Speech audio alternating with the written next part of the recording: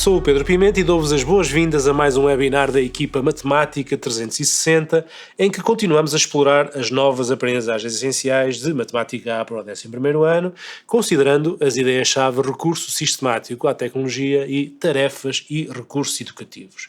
E queremos partilhar consigo algumas propostas para operacionalizar as aprendizagens essenciais em sala de aula, no âmbito de ações estratégicas de ensino constantes nessas mesmas aprendizagens essenciais, e recorrendo desta vez à folha de cálculo e ao Python.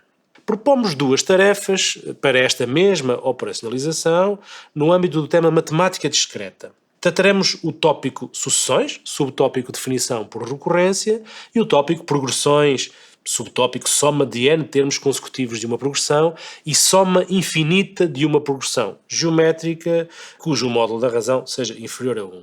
Nós preferimos referir soma de todos os termos de uma progressão.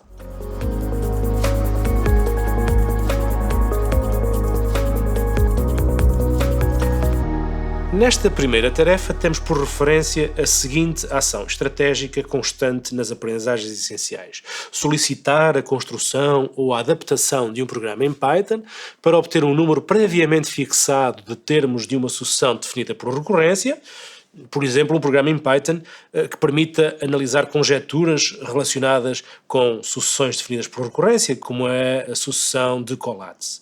Carlos, vamos a isto? Vamos, Pedro. Vamos partilhar uma proposta para operacionalizar esta ação estratégica em articulação com os respectivos objetivos de aprendizagem. Tarefa 1. Sucessões definidas por recorrência, conjectura de Collatz no Python. Mas antes de avançarmos para a exploração da tarefa, vejamos então em que consiste esta conjectura. A conjectura de Collatz recebeu este nome em homenagem ao matemático alemão Lothar Collatz. Consideremos uma sucessão numérica definida por recorrência da seguinte forma. Dado um número natural não nulo, o primeiro termo da sucessão, cada termo a seguir a este obtém-se do anterior como se segue. Se este for par, divide-se por 2.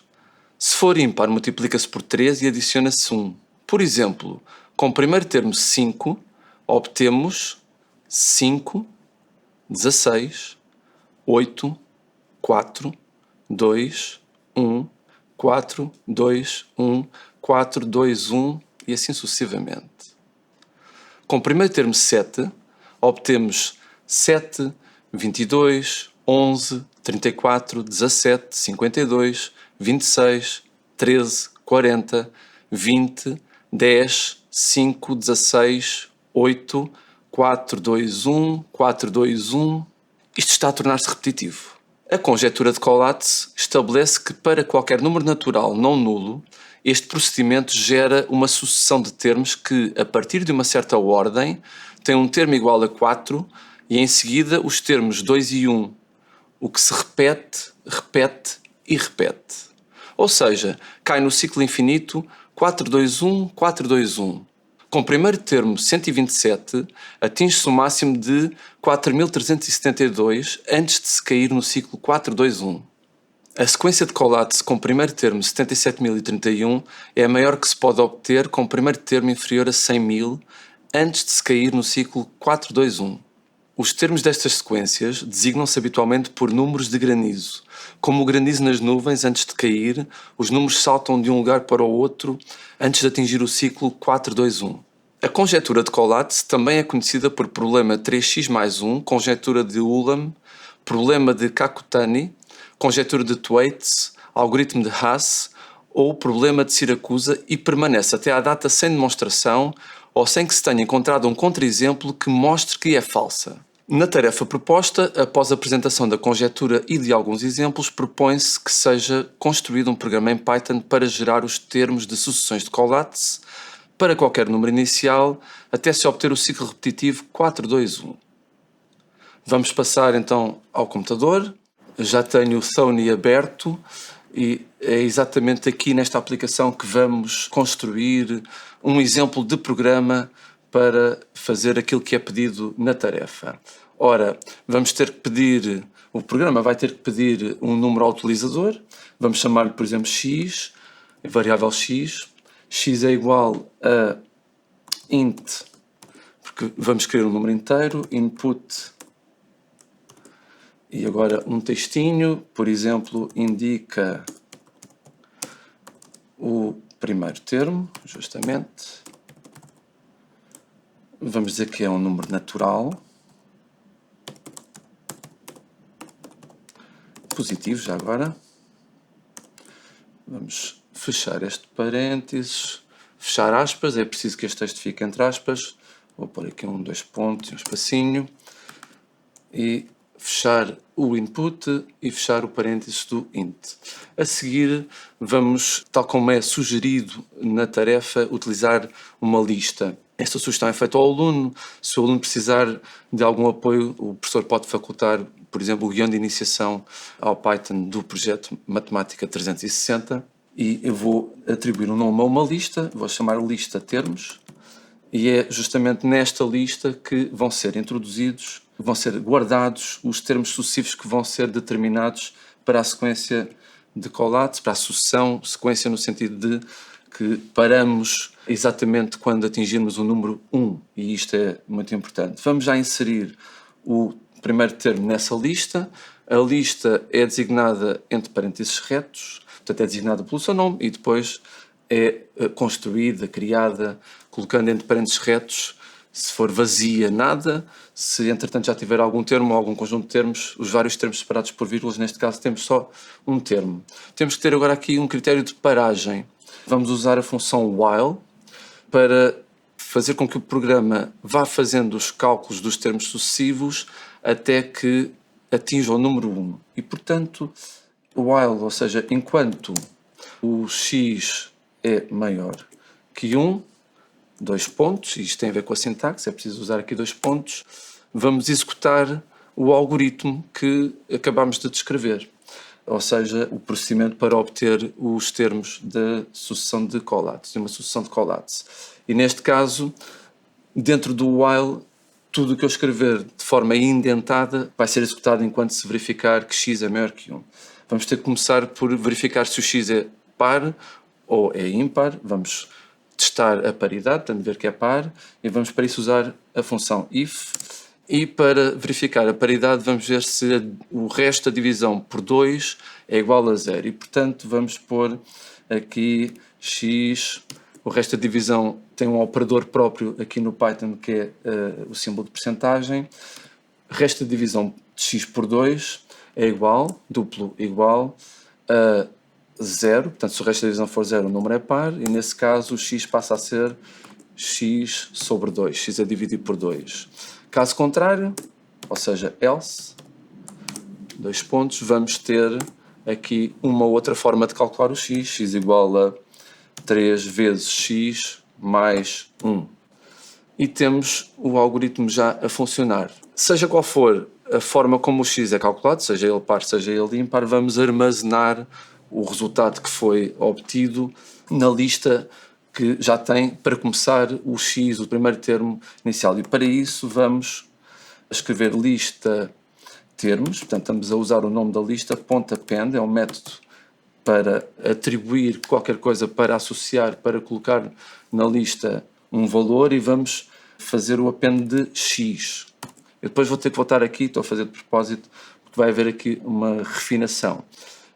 E assim que este ciclo terminar, ou seja, quando o x for igual a 1, quando deixar de ser maior que 1, nós terminamos tudo isto e basta-nos apresentar a lista no ecrã, lista termos,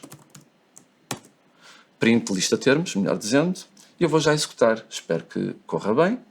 Vamos ver. Ctrl R, aqui no Sony, por exemplo, tal como nas calculadoras gráficas habitualmente também funciona. Aqui também funciona o F5 e já agora poderemos usar aqui o símbolo de play. Indica o primeiro termo, número natural positivo. Vamos dizer, para usar os exemplos há pouco, o 5.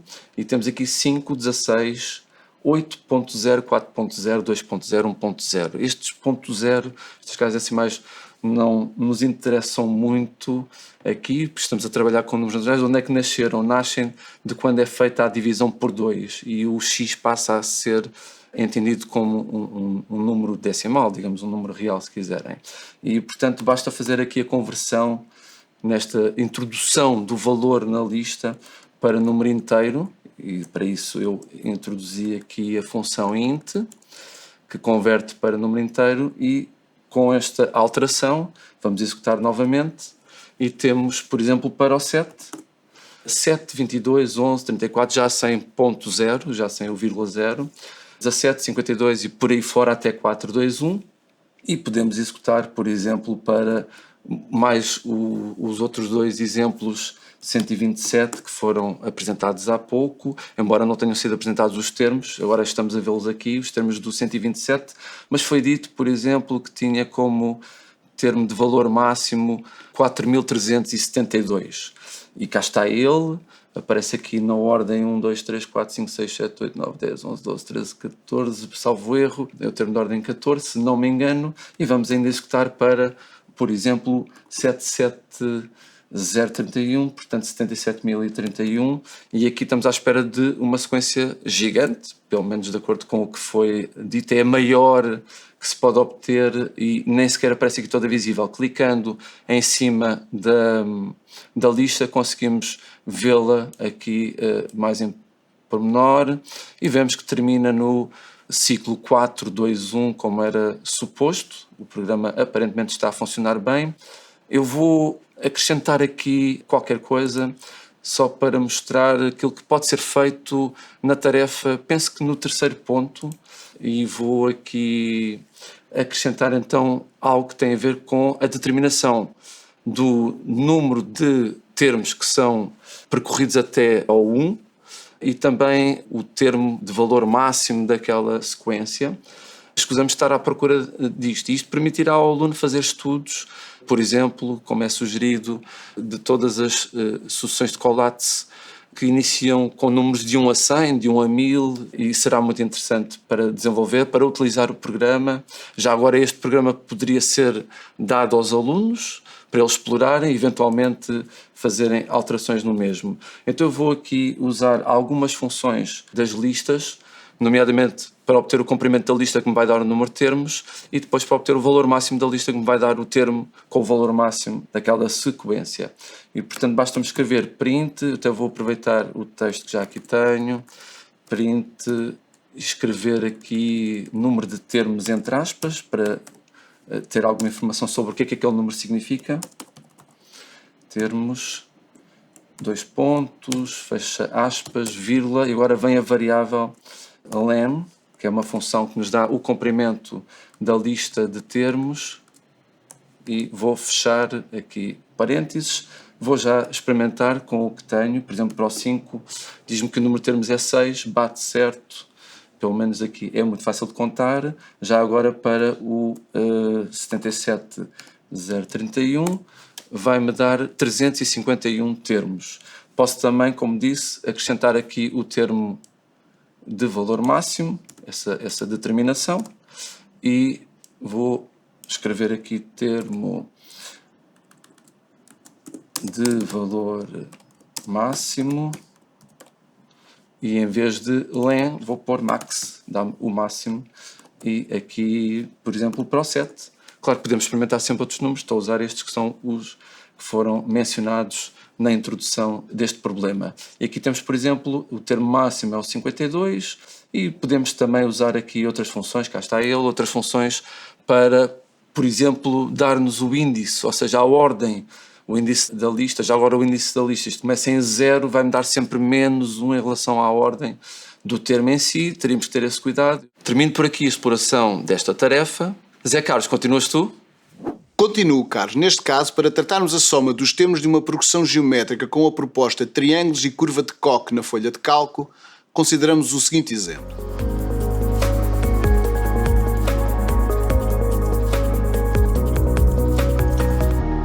Estas figuras são as duas primeiras de uma sucessão de figuras construídas como se sugere. A primeira é um triângulo equilátero com os vértices nos pontos médios de um triângulo equilátero inicial. A segunda é um triângulo equilátero com os vértices nos pontos médios do triângulo anterior e assim sucessivamente. Tomemos a área do triângulo equilátero inicial como unitária. Como a área de cada triângulo é um quarto da área do triângulo anterior, a sucessão das áreas dos triângulos é uma progressão geométrica em que o primeiro termo é um quarto, que corresponde à área do primeiro triângulo que se constrói a partir do triângulo inicial, e a razão é 1/4. Logo, admite termo geral 1/4 elevado a n. Ora, e se pudéssemos adicionar todos os termos da progressão, o que se obteria? É intuitivo perceber que a soma não excederia 1, porque, por mais termos que se obtenham, não conseguimos ter a área do triângulo inicial ocupada. Na verdade, pela construção até parece que não excederá 1/2. Vejamos com o recurso ao Excel. Eu já tenho aqui uma folha de Excel preparada com a fórmula que dá a soma dos n primeiros termos de uma progressão geométrica introduzida. Para sabermos essa soma, precisamos sempre saber a razão e o primeiro termo. Neste caso em particular, a razão é 1/4 e o primeiro termo também é 1/4. Já introduzi, e quando o fazemos, o Excel dá-nos logo a soma. Por exemplo, quando o n é 1, a soma do primeiro termo, que é o primeiro termo, vale 1/4. A soma, quando o n é 2, dá-nos a soma dos dois primeiros termos, 0,3125. Quando é 3, dá-nos dos três primeiros termos e assim sucessivamente.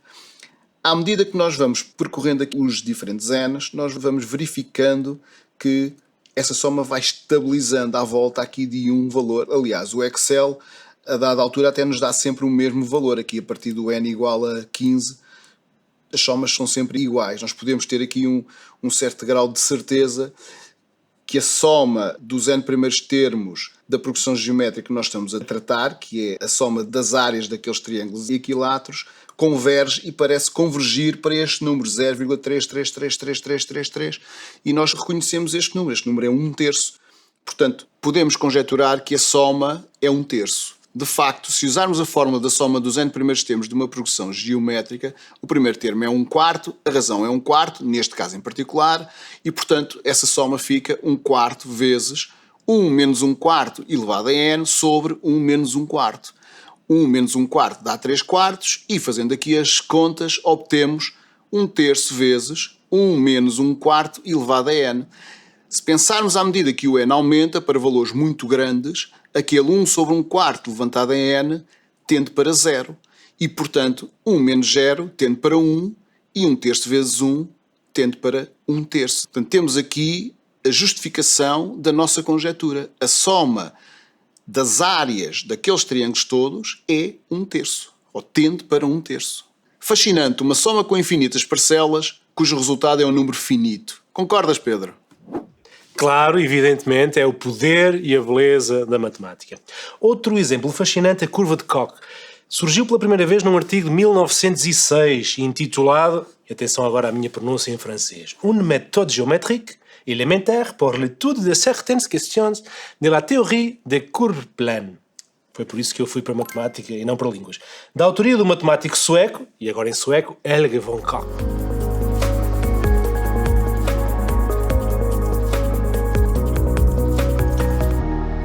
A construção inicia-se com um segmento de reta que se divide em 3 partes iguais. Constrói-se um triângulo equilátero com base no segmento de reta central e retira-se esse segmento. De seguida, em cada etapa, para cada segmento de reta obtido nesta fase, procede-se da mesma forma, obtendo-se 4 novos segmentos de reta para cada um e assim sucessivamente.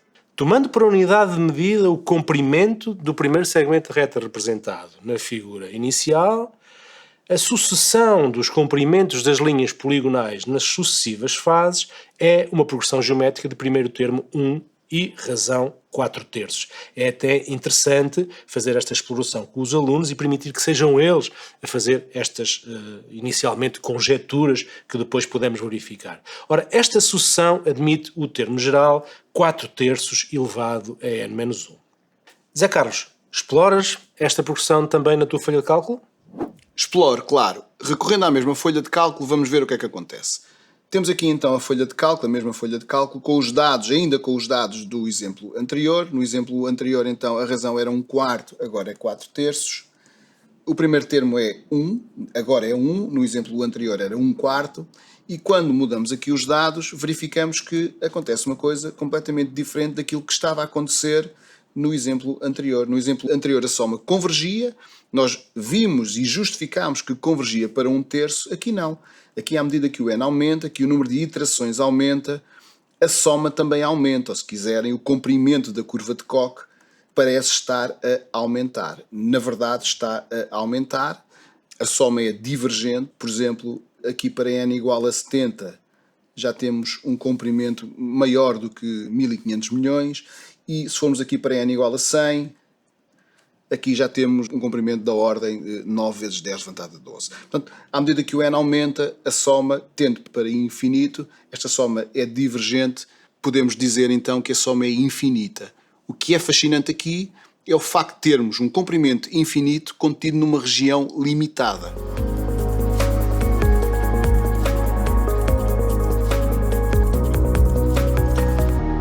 Apresento-vos outro exemplo interessante de uma sucessão em que também conseguimos encontrar crescimento exponencial. O número mínimo de movimentos necessários para mover as n peças das torres de Hanoi. Trata-se de uma sucessão que pode ser definida por recorrência, h de 1 igual a 1, h de n mais 1 igual a 2h de n mais 1, com n natural e positivo, e que admite termo geral 2 elevado a n menos 1. Pensando no acréscimo do número mínimo de movimentos, à medida que se vai acrescentando sucessivamente uma peça à torre, conclui-se que quando se acrescenta a enésima peça, o número mínimo de movimentos aumenta em 2 elevado a n menos 1, termo geral da sucessão dos acréscimos. Muito parecidos estes termos gerais. Pode sugerir-se aos alunos que verifiquem se trata ou não de progressões geométricas e, mais uma vez, recorrer-se à folha de cálculo para gerar termos destas sucessões, tantos quanto se queira e tão grandes quanto se queira. Para melhor explorar este assunto, sugiro-lhe mais uma fantástica dica ao quadrado do Rogério Martins, o Dia do Fim do Mundo.